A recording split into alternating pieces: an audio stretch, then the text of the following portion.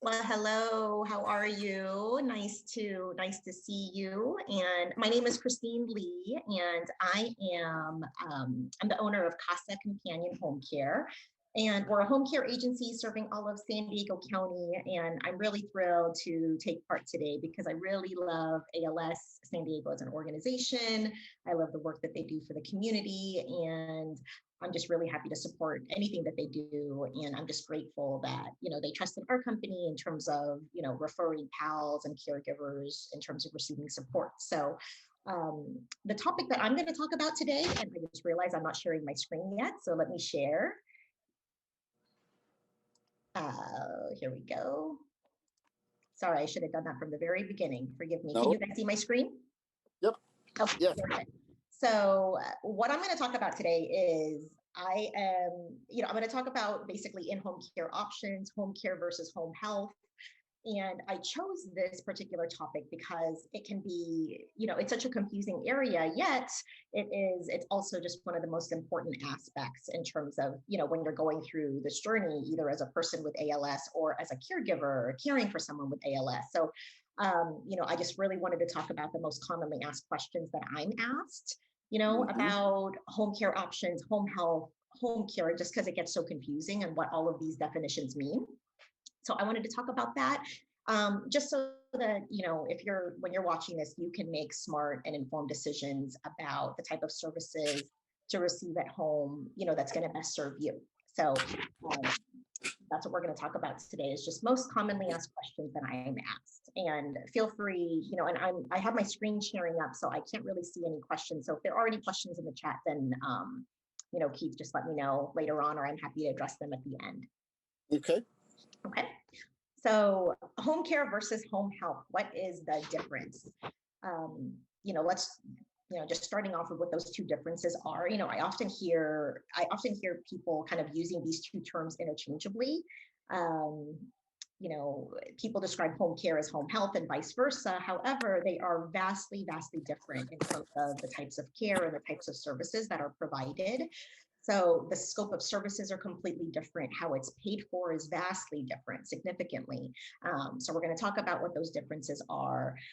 And also because they're used interchangeably, they're mistakenly used interchangeably. It causes a lot of confusion and understandably so, a lot of frustration.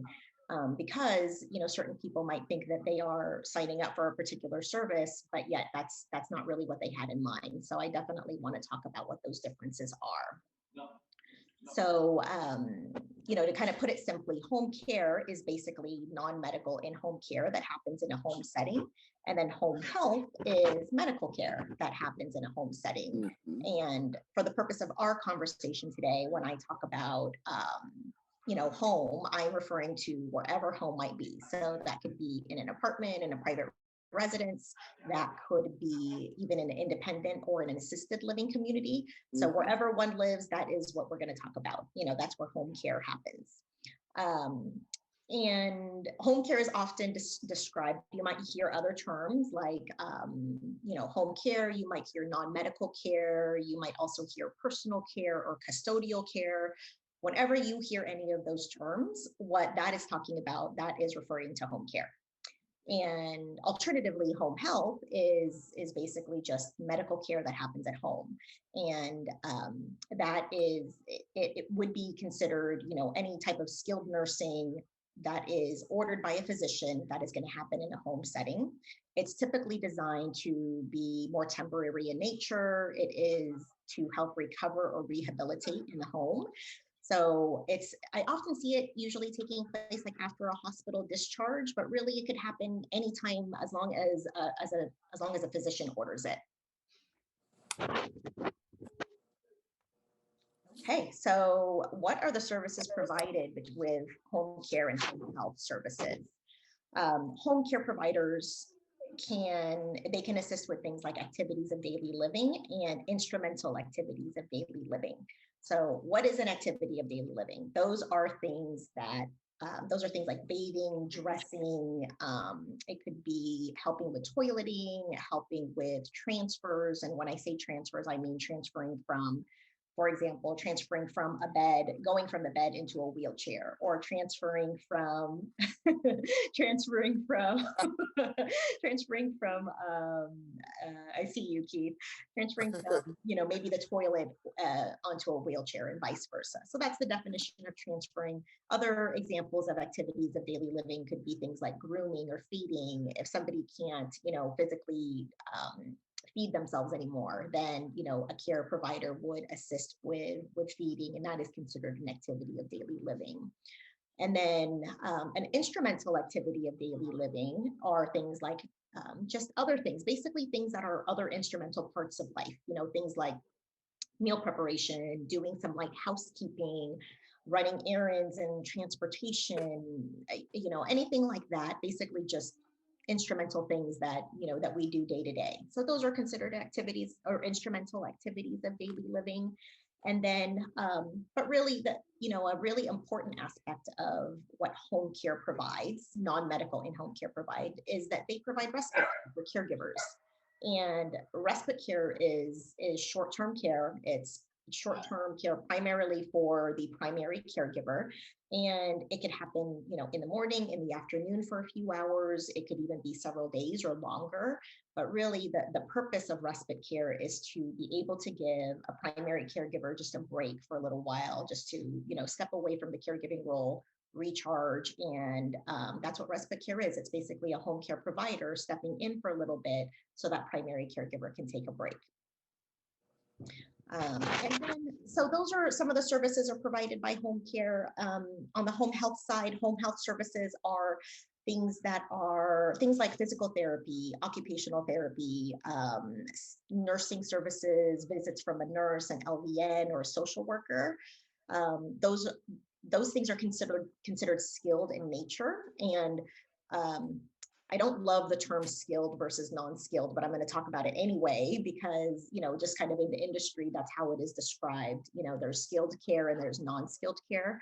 And I feel using the term non-skilled care kind of diminishes the value of the work that home care providers do, because it is so important. It's such relevant work, but that is kind of the term that is used. So skilled care is described when talking about home health services, because it's called skilled because typically the individuals that provide that type of care are usually credentialed or licensed in something. They're usually an RN or an LVN or a licensed, physical therapist, as opposed to home care services are provided by, it's considered non-skilled. Again, I don't love the term, but it is considered non-skilled because you don't necessarily have to have a license, or a big degree or anything like that. So those are the type of services that are provided.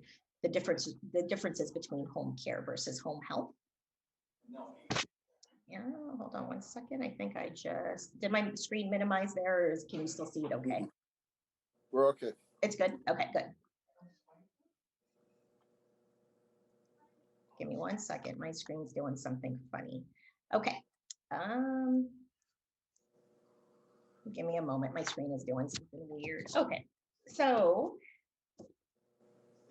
the next slide here is about medications, and can these services help with managing medication? What's that? Yeah, there you go. Okay, can you see me? Yeah. Okay, great. All right, so medication management. And medication management is one of those areas where services differ greatly. It's one of the big differentiators between home care versus home health. And with home care services, home care providers can give reminders to take medications, but they cannot administer medications. So prescriptions are typically, they're typically set up in a pill box, and the home care provider can give the medication or can give the reminder to take the meds, but they can't actually give it to them. They cannot actually, put it into somebody's mouth. Medication administration is not, it's not something that home care providers can give or caregivers can give, because we are not licensed to do so. So for example, a home care agency is licensed by the Department of Social Services, the state of California, and the state of California does not allow us to be able to give to administer medications. That is something that's done by a home health provider, by a licensed home health agency. And so home health agents, so home health providers can do that. They can administer medications, and a good way to kind of think about it is, does it cross the barrier of a body? And I know that sounds kind of weird, but when you're thinking about medications, is it something that, for example, is it going to be an injection? Does it involve catheter care? Does it involve a feeding tube or an IV? Those are things that all kind of enter the body or crosses the barrier of the body. And those are things that home health agencies can do, but home care providers cannot. So I hope that makes sense.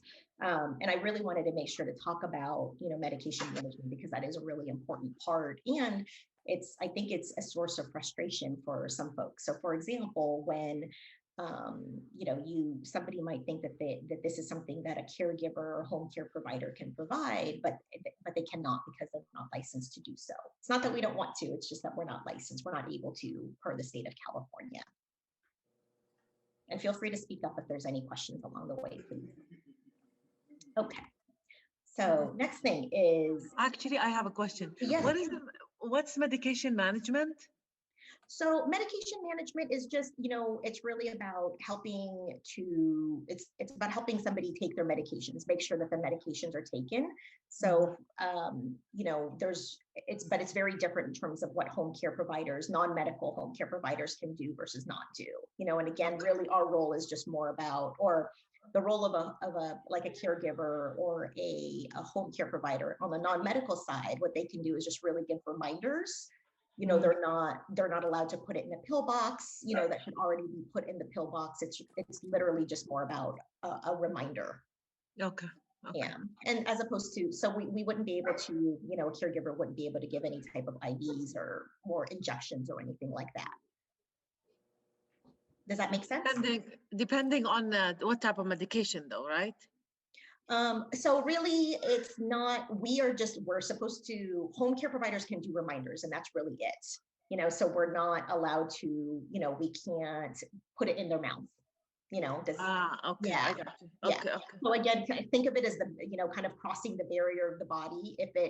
If it gets entered into the body, if it is something that's gonna, cross that barrier, it's something that a non-medical caregiver cannot do, but a home health agency, a provider from a home health agency, they can do that. Oh, okay. Yeah. So if it enters the body, if it's like an IV, an injection, a tube, anything like that, then a home care provider would not be able to do it. Okay. All right. So any other questions with that? I want to make sure, before I move on, I want to make sure you don't have any more questions in regards to medications, because I know it's important. Okay, looks like we're good. All right. Go back one slide. Oh, thank you. Thank you for noticing. Okay, so the next slide here is talking about, housekeeping. So can services help with, can either of these services help with housekeeping or household management? And the short answer to that is that home health services do not help with any type of household management whatsoever. And home care services do, but with limitations. So if there is a caregiver from a non-medical home care agency, coming into your home, there is some housekeeping that's allowed because there is usually some household management that comes with caring for a person. So, for example, if a caregiver is preparing a meal, right, there's usually some dishes that are associated with cooking that meal, and so that the caregiver can do that. The home care provider can do that. If another example is regarding, regarding toileting, if a caregiver from a home care, non-medical home care company is assisting somebody, their client, with toileting or bathing, then there's some tasks related to keeping, the bathroom neat and tidy and cleaning up afterwards. Those are all things that can be done. So, the way that I like to think of it is, if it involves the person, the care of the person, then that housekeeping is allowed. It's not, home care providers are not full-blown, housekeeping companies, and so they. So basically, they then go in and vacuum and do bathroom and whatever. They just do whatever they do for the person. They clean after them. Okay. Right. Yeah. So, for example, if there's a son and daughter that lives at home, they're not going to clean the son and daughter's room, Yeah, So, yeah, yeah, yeah, yeah. No, I Yeah. get it. I get it. Yeah. Yeah, So yeah. really, if it's really surrounding the care of the person, then they will do Yes. Yeah. that. Okay. If so, same thing. Like if they live, it's very common for example, where people have a hospital bed in the living room, and so I would say that part is definitely, caregivers can work around that area because that's the care That's their recipient's living area, the room. care area. Yeah. Yep, Yeah. Okay. exactly. And home health agencies, providers that come from home health, they're not doing any type of housekeeping at all.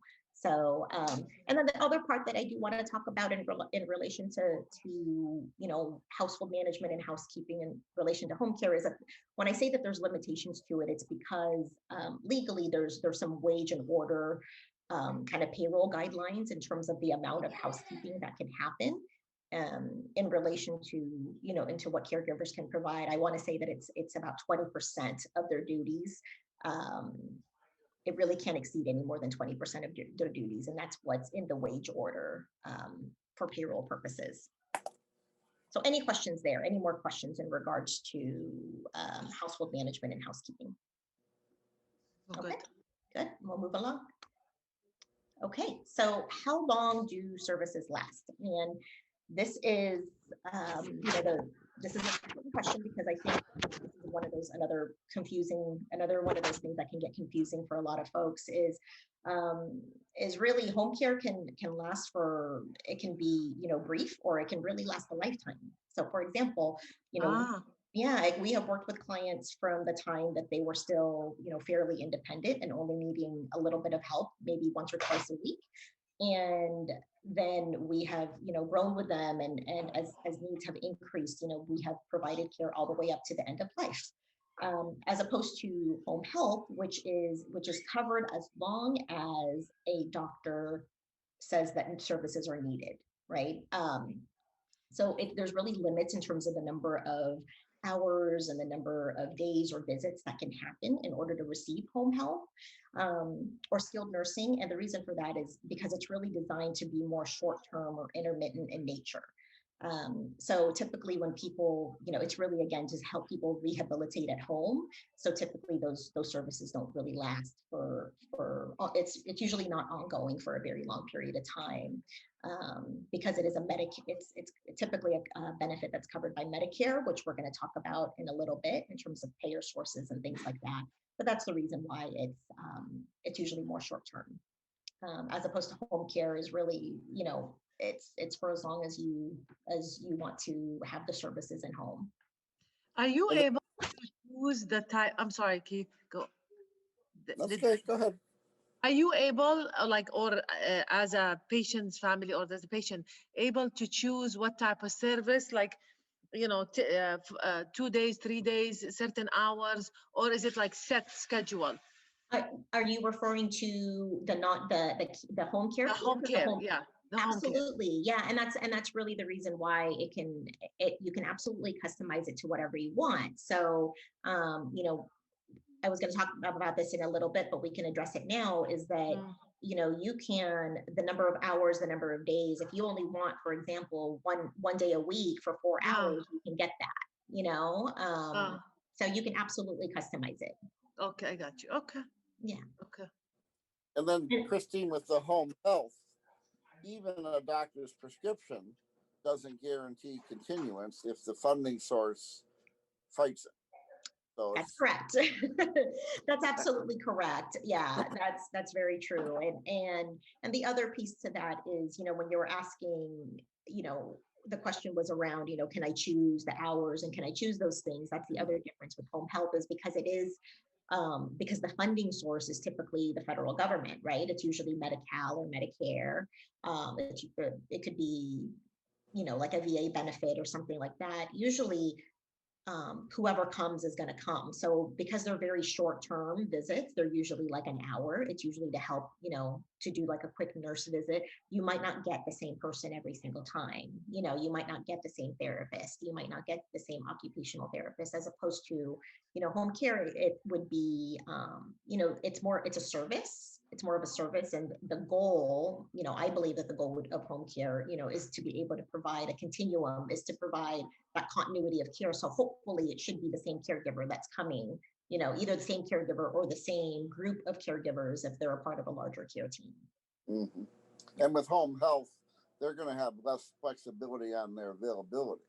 That's correct. Yeah. So usually what happens is, if a physician, once your physician orders home health for you, then, there's going to be a home health agency that is either assigned to you, or you could also choose that home health agency. And then, they're going to have a certain number of visits that they're allowed. So, let's just say you're going to be allowed to get 2 physical therapy visits per week. Again, it might not be the same therapist. It's usually, the therapists that are in the area. So it's not, you don't necessarily have as much of a choice in terms of who's coming to visit. Yeah. Any other questions or comments there? Okay.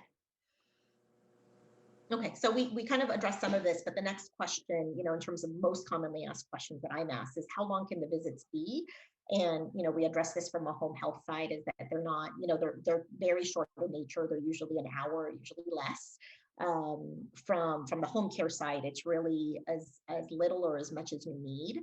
I would say that, at least in San Diego, what's very common with home care companies is that they typically have a minimum number of hours. So what we see often is that usually the minimum would be about 4 hours per shift. Some agencies are a little more flexible with that, but that's a very kind of common minimum in terms of the minimum requirement. And then it could be for, like I said, even earlier, it could be 24-hour care. So it could be a few hours to around the clock. So that's something that the patient will choose, but the minimum is 4 hours and then goes on from there.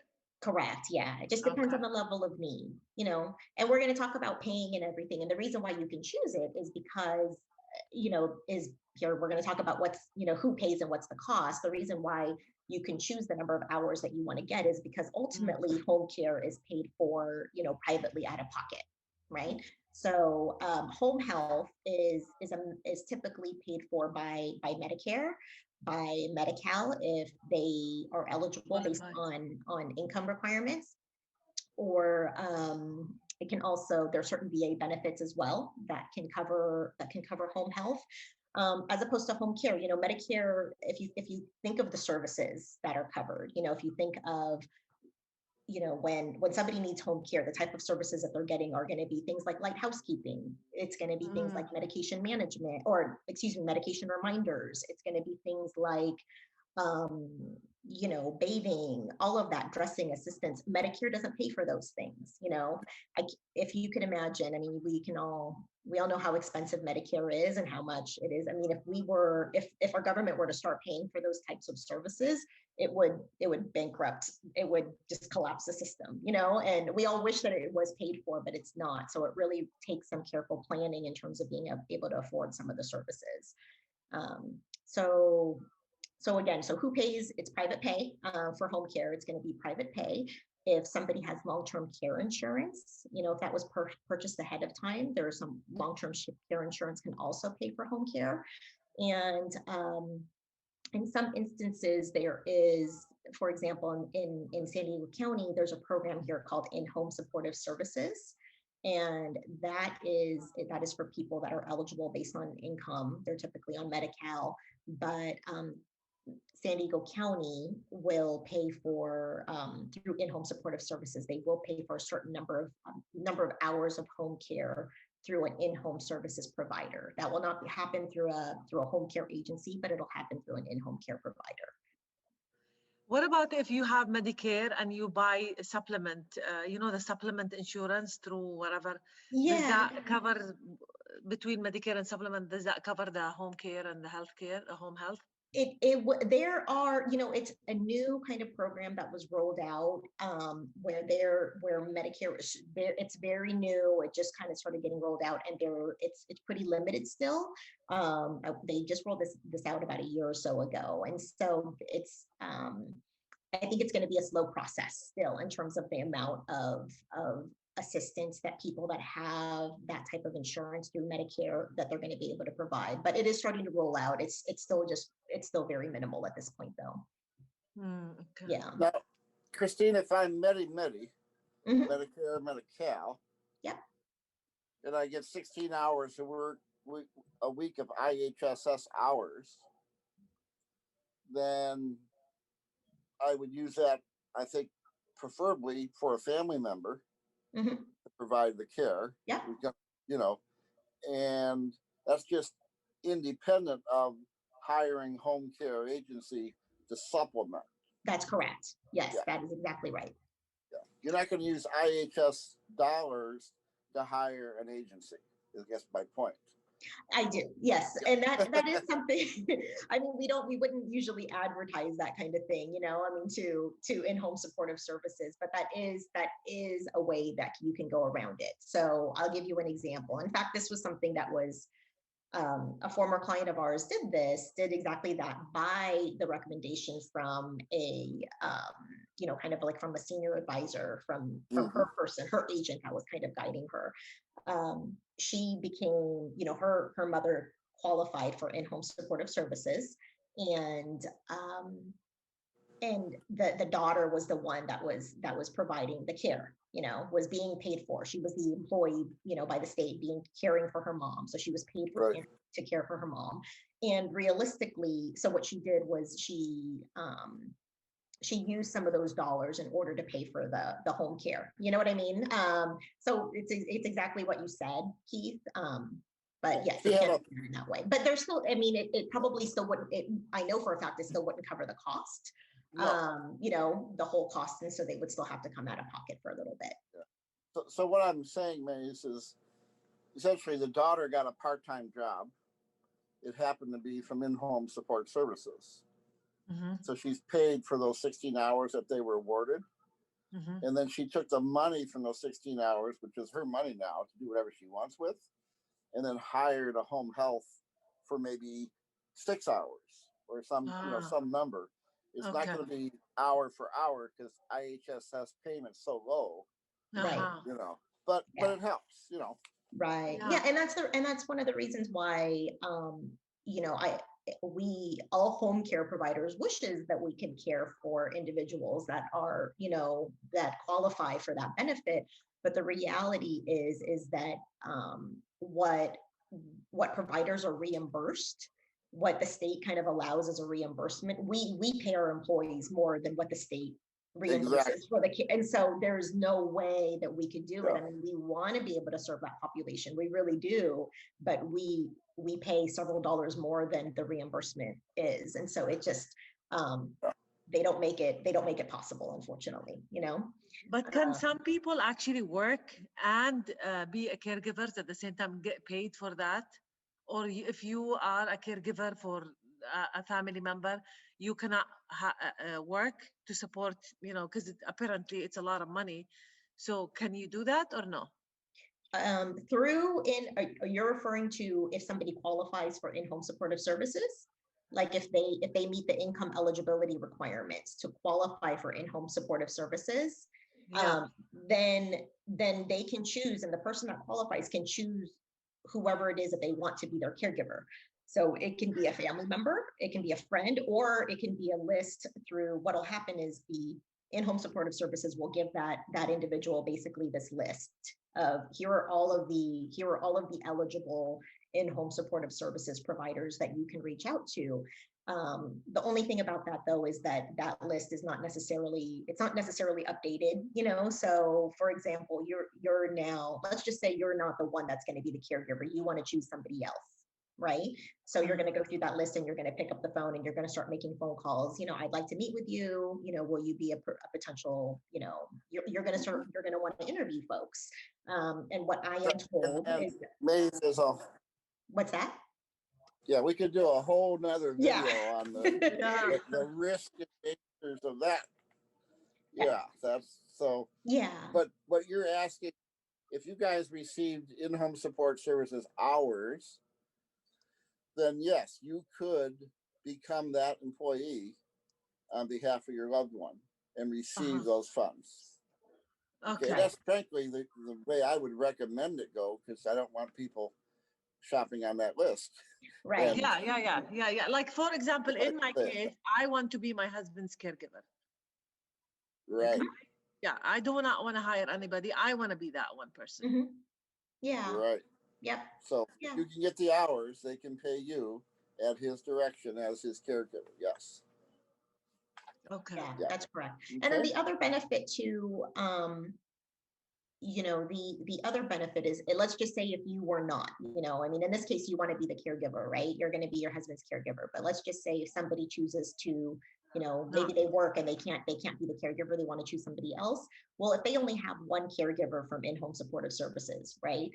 What if that person's out sick? What if that person cannot come to work that day? Then who's going to cover? And so that's kind of the benefit of having the backup. Even if you are the caregiver, there is a benefit to kind of having kind of like a backup plan in the back of your mind of like, okay, Yeah. who am I going to reach out to in case I can't be the one to do it? Yeah. Or in case my caregiver calls out sick.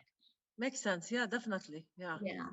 Okay. Yeah, And- we had a situation where the caregiver called up to the family, and she's a Monday through Friday, Mhm. and said, "Oh, my son has COVID-19, Oh, wow. so I'm going to be on quarantine." Well, if you're waiting for that call to make arrangements for a backup, you're in trouble. Yeah, You have to have those plans ahead of time. that's right. And a relationship with somebody like Christine, who is already knowledgeable of the situation, has already placed caregivers in the home. The care plan has been discussed. You don't want to do all that when the person cancels. Yeah. Right. Yeah. So basically, if I'm my husband's caregiver and then I get sick or something I cannot do, then I would reach out to Christine and the service that she provides. We hope you do. Well, Yeah. I mean, you that's could reach out that's to. what you're. Yeah. So That's what I would like do, my recommendation would be to, and this was going to be part of my final slide is like, okay, how do you start this conversation? And it's going to be, to plan ahead of time before the crisis happens, so let's just right now, if you're the only caregiver, right, you're the only one and there's nobody else and, things are fine. But you already just, what's the backup plan just in case you cannot do it? So just even if you're not providing, even if you're not using us or any other home care agency, at least already know who you want to use, have the service agreements in place so that way you can just call them and say, okay, I mean, it's not the most ideal situation because again, it's a last minute thing. You might not get somebody that you already know, maybe somebody that's never been to the house before, but at the end of the day, there will be coverage, and you're not establishing that and trying to make phone calls and figuring out who to use, come up with that plan ahead of time. Yeah. Okay, I got it. Yeah. So the other part of this is, who pays and what's the cost. I do want to address like how much this costs, right? So home health, again, it's there. If you're getting home health services, this is again a covered by Medicare or Medi-Cal, so there wouldn't be any cost to you out of pocket. Home care, because it is private pay, this is no doubt it is expensive, and you are going to pay for this. It's not cheap. So you're paying out of pocket, or if you have long-term care insurance will cover a portion of the care. But I would say that in terms of San Diego market, what it costs here now in San Diego for hourly non-medical care is roughly between $30 to $35 per hour. So home care, not home health. Yeah, home care. Home health is covered by Medicare, so there won't be a cost. Medicare or Medi-Cal, so there would be no cost there because that's who covers it. Government covers it. Home care, the government does not cover home care. That will be paid for out of pocket. Yes. Okay. I got it. So it's in San Diego. It's right now. It's roughly about $30 to $35 per hour. Okay. And again, it depends on the number of hours, the number of services, but that's pretty standard now. And it is. That's a whole other thing that we can kind of talk about in terms, and I'm happy to, if you ever get there, regardless of whoever you choose, I'm happy to kind of have a conversation with you about, just strategies around that and questions to ask. And, is there overtime involved? What's the minute? All of those other things. But, we can kind of talk offline about that if you ever want to. But yeah, that's, I just wanted to make sure that you knew what it costs here, kind of average in San Diego. Okay. Questions, any other questions around cost or payer sources or anything? No, okay, good. So starting the conversation, that's what we are going to talk about is just, again, it's just about having, just having a plan in place and how, right now, can I ask you, is it just you or do you have anybody else assisting at the moment? Just me. Okay, all right. Yeah. Is it something, yeah, so, I know you mentioned, do you ever see yourself, because you mentioned that, you want to be your husband's caregiver, right? Do you ever? I mean, so far I feel like okay, it's working. He's in a good shape. Not, I mean, the only thing he's having issues with is weakness in his hands. Other than that, he's functioning fine. So I see like life is somehow, somewhat, beside COVID, is kind of normal. Right. I mean, not so much normal, but kind of normal. So I don't know what to expect, and I don't know what the future is holding. I don't know like when, how, and where.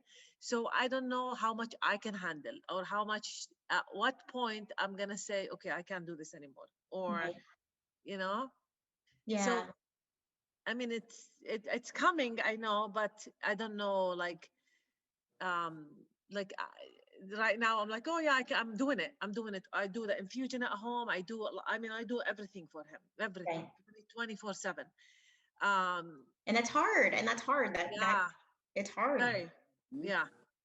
So I'm not sure when would the time come when I say, okay, I can't do this anymore. Yeah, yeah. Well, and that's part of the kind of starting the conversation with your husband and starting to think of like, setting up what some of either, the parameters or the boundaries will be, around Yeah. when it will be time. Because realistically, I mean, yes, you're doing this 24/7, but if it hasn't happened already, it's going to come a time where it's just going to, you really do need to take Oh some yeah. time, and so just starting those conversations of, how will he feel if it was somebody else outside of you? Yeah. How would you feel allowing somebody else to step in even just for a little bit? And what I suggest for a lot of people is just starting very slowly. If there's any hesitation either from you as a caregiver or from your husband, just start slowly, and maybe you don't need to bring in somebody, 5 days a week. Bring them in once a week. And just start, Yeah, or definitely. yeah, Yeah. yeah, and just kind of just start getting that and use that time wisely. And to, I always, sometimes this is another question I get asked often is, oh gosh, well, I don't know when's a good time to bring somebody in. And I say, okay, well, think about your routine as a caregiver. Think about your routine about when is going to make the most time for you. So is there a time of day where you just want to get out? Is there a class you want to take? I don't know, something, but Yeah. use that time. Yeah. Or maybe use that time also strategically. Maybe there's certain things, I have some caregivers where they have a really hard time with wanting to do, once personal care and toileting and things like that are involved. And, for example, I have one of our clients, the daughter, she was like, what, once I needed to start bathing my mom, that was kind of where I drew the line. That's just too hard for me to do, and so that's the day, okay, anytime the caregiver comes, those are bath days so that she doesn't have to do that. So just think of, Yeah. those are some things to think about. If there are some things that you're doing them now, but maybe if you would be okay with not doing them, maybe Yeah. somebody else can do those things every once in a while. And then just of course the finances is that's an important piece, assessing the finances, how much can be afforded and all of that. So Yeah. another thing. And then Yeah. if there's anybody else, if there's any other people that can kind of join the table that is going to be part of your support system. I don't know if it's just you or if there's any other family members or friends that help, but just kind of pulling all of the resources together that can help you. Yeah. Yeah. Honestly, we have two kids, 26, 23, and that's it. Yeah. I mean, we have friends, and yeah, it's a Yeah. yeah. It's hard. Are they at home, your two kids? No, Yeah. they live together, but they live they work from home, so they live together in a different in a different. They run together, but it's just he and my husband. He has one sister that lives in San Francisco, And I mean, we have friends, but most of our friends, they're like an hour away or maybe more. Yeah. And then we have like just, that's it. Yeah. Yeah. Yeah. Um, yeah, and so there's a lot of, I mean, obviously you're connected to local resources already with ALS San Diego being one of them, but there's the other thing that I like to tell people to do, especially if like finances are limited, is, I mean, you go through every single resource in the community that's available, do whatever you can to make it simple. So if you can maybe not, if you don't have to prepare every single meal, if certain meals can get delivered, just Yeah. utilize anything that's available to make it easier on yourself, especially if you're doing this job, if this is a 24/7 thing for you, Yeah. so for example, home health, if your husband can get home health, those, I would, if his doctor can order it, part of home health services is getting, what they will do is they will provide a home health aide to give baths like once or twice a week, so that could be one less thing off of your plate to do, Okay. you Yeah, know yeah, yeah. so that's one thing. And then again, things like meal delivery or anything else. There's I know that, for example, like with Jewish Family Services, I don't know if your house is already set up, but they have volunteer services for things that they can. I've had clients use Jewish Family Services to install grab bars in the house, and just start utilizing anything that is free Yeah, yeah, and yeah, yeah. community based Definitely. to bring Yeah. that in. I mean, and I know right now with COVID, nobody really wants a whole lot of people in their house right now, but um, those are some things. I mean, and again, I'm happy to kind of talk with you offline if there's any other resources that you're looking for, outside of even home care. I'm pretty connected in terms of like the aging and the care community. So if you ever have any questions about that, don't hesitate to reach out to me. Yeah. Good. What else, Keith? Is there anything I missed in terms of the kind No, of home care, home health difference and everything that's yeah, covered? maybe it'd be helpful to just talk for a minute. One of the things we find is a disconnect between the patient or family and the caregivers on what's expected. And, so we encourage people to, on the hard cases, it's like I go to Costco and I get it on a poster board and Uh-huh. I put it up in the room and say, look, if it's not on that poster, they're not doing it. Yeah. Yeah. Because, he wants a massage every 2 hours and Right. there's no masseuse on the schedule. Yep. Those kind of things. It's just easier to map it out. Yep. Everybody understand it up front. Yes. And then stay in your boundaries. If there's no massage on the list, don't ask for a massage. Right. You can negotiate it separately, but don't put the caregiver in an awkward position. Yeah, absolutely. And I think that's the best. So there is, a home care company or whatever provider should be doing like an assessment and a care plan. So as an example, one of the things that I ask in every time I meet with somebody is like, okay, what's the overall goal? Is the overall goal, is the goal for this individual to be able to live the rest of his days at home, right, while his wife can get a break every 5 days, or something like that. Is that the goal? So really defining what the goal is. And then once we determine what that goal is, then we're going to set up the care plan around that goal, so, and we're going to set up certain goals. So if the goal is like, okay, I think, you talked about that, somebody with ALS where, the caregiver ended up with COVID. And I think that individual ended up calling me, Keith, and I think I know who you're talking about. But my point of that is I asked that individual, like, okay, is the goal, what are some of the goals? And one of the things that they said is like, look, I want this person to be able to feed himself for as long as possible. Okay, so what do we have to do in order to make that happen? So, kind of drilling down to what some of those things are. and then setting the expectations to the caregivers, like, okay, these are the goals that we set up. So in order to do that, we need to, I want certain range of motion exercises being done, for 10 minutes while you're here for every visit, just things like that. But I think that's kind of what you're talking about, Keith, but that's, or that's one part of it anyway. Yeah. Yeah. It can't be, I want to live like King Henry VIII. Yeah. It can be, but we're going to have 40 people 24/7, Right. And who can do that, Yeah. So it's really, and I think that's an important thing, especially for somebody that's new to getting help, is because this is such a common thing that'll happen is, I don't really know. I don't know what I want them to do. I just know I'm overwhelmed and I just know I need help. So I'm going to bring in help, and so the caregiver will come in, they'll do the best thing they can. And then it's just like, well, she's not really doing what I wanted her to do, and it's just like, okay, well, what do you want her to do? Yeah. Well, so that's where setting up, well, I don't know, but it's just, I didn't really know. I just know I'm overwhelmed. I just know I need somebody here, but yet it takes some thought in terms of like, okay, once somebody comes in, these are the things I want done.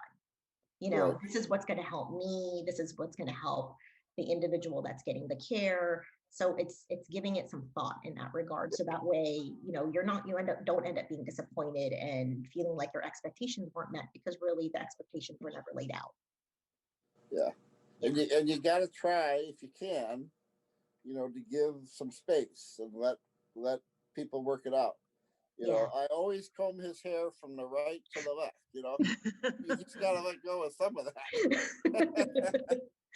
Yeah, that's so true, because, really no one's ever going to do, no one's really going to ever do as good of a job as you expect them to do. But there's I heard a saying where, done is better than perfect. And so as long as it gets done, it gets done safely. Maybe just like you said, Keith, it didn't happen from right to left or left to right, but it got done and they're safe and they're good. It's not perfect, but done is better than perfect. I heard another term where I was listening to a podcast. It was a business podcast. It was something unrelated, but it was, we have to get used, you might be an A+ student, but you have to get used to B- work. So, and not that we want to lower our expectations, but the point is that, it's kind of like parenting, you're a mom, I'm a mom. I know that sometimes it's just good enough. It's not perfect. It didn't turn out perfect, but it's good enough. And I hope that doesn't, diminish that we really expect good care, but I guess, I'm just talking about expecting perfection from ourselves, from anybody, I hope that makes sense. I don't mean it to sound like we should expect anything less, but, hopefully that's making sense. Yeah. I think the personalities have to click. Yeah. Maze, if you and Ramsey get someone in and there's just no connection. Yeah, for sure. That's going to be a problem over time. Yeah. So just kind of address it, and you don't have to address it with the caregiver. You call Christine and say, you know what, this is purple and orange, and it's just not. And she gets it. What I worry about for me in the future is I'm an OCD big time.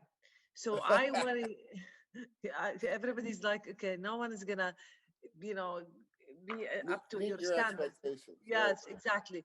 So, and I take too much on myself. Like I keep saying, oh, I can handle this. And sometimes I break, but a lot of, I just keep going.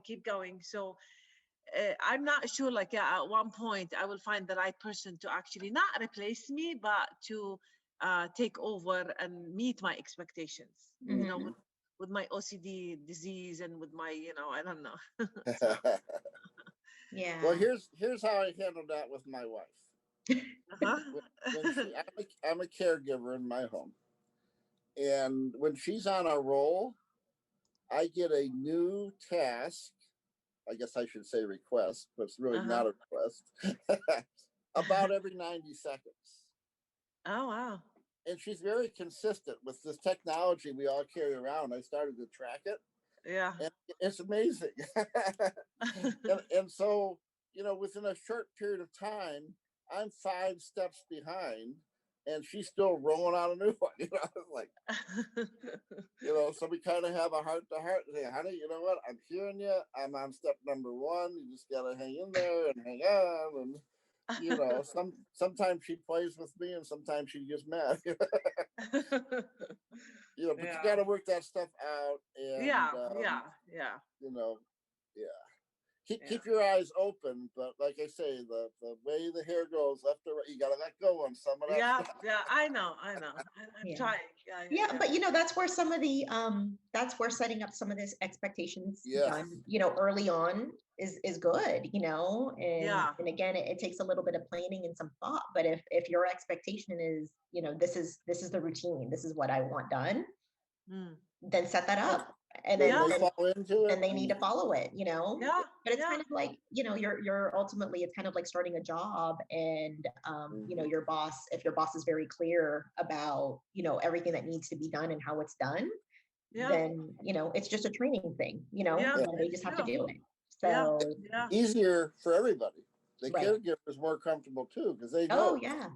Yeah, no, I love it when families come like with their Word document and they have everything lined out. It's like, perfect, this is going to the caregiver, and no, that's a great thing. Yeah. So, and then you can defend, when your cousin visits from, New York, how come they're not doing this or that? Say, wait a minute, here's the care plan. yeah. Don't give this person a hard time. We got this all worked out. Right. And the other thing that I did want to talk about too is, and Keith, because you brought it up, is you talked about like the matchmaking, and that one is so important, and I think there's so many factors that go into like making a good match, like what's going to be a good caregiving match. And this is something we spend a lot of time doing, and especially, there's cultural differences, there's language, there's all of that stuff, right? So, and like my family, I wasn't born in America, we came to America when I was 5 years old, and so language, there's a lot that goes into it, and there's an understanding of all of those things. And so if somebody has an understanding of that, even if they are not culturally, if they're not the same culture as you, or they don't speak the same language, but that they just have to just respect the traditions and the cultures, right? And so that's something that comes up quite a bit, is especially now that things are, demographics are changing and all of that stuff. But that's an important part of the matchmaking process, and what I will say is that as a company, like we do not discriminate in terms of, who we hire, so we will hire, there's no discrimination there. But there are going to be some clients that just prefer certain types of caregivers. So I'll give you an example. I went into a home in East County, and when I went into the home, they had Confederate flags in their house. Okay, so they had Confederate artwork, all of it, and whether or not somebody agrees with that, but the point is that there are certain individuals that it wouldn't have made sense to bring certain people into that house, and whether or not it's right, but that's the point, is that you're respectful of certain things. And so point being is that, that's where the matchmaking comes into play, and you just have to, somebody needs to be go with your intuition. Yeah. You got a feeling. You don't have to figure out what it is. Just let Christine know and say, I don't know what it is, but and it's okay. Yeah. I mean, they're coming in your house, so we want you and Ramsey to be comfortable. Yeah. That's exactly what I say. Yeah, it doesn't matter what I think, or whether or who, if somebody else agrees, it's your home. And that's how I felt, going into that house when there was, I didn't agree with it. I don't agree with that, but this is their house. Yeah. And so, they need to feel comfortable of who comes into their house. Yeah. And we all do. And so, it's your home. You need to feel comfortable. Yeah. That's true. Yeah.